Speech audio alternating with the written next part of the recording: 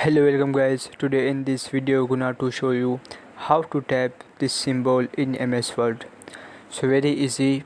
Firstly click on insert. After click on symbol. Click on more symbol. Tap charter code 00CF. Click on insert. Click on close. So very simple and easy method. Firstly click on insert. After click on symbol. Click on more symbol. Tap charter code 00CF. Click on insert. Click on close.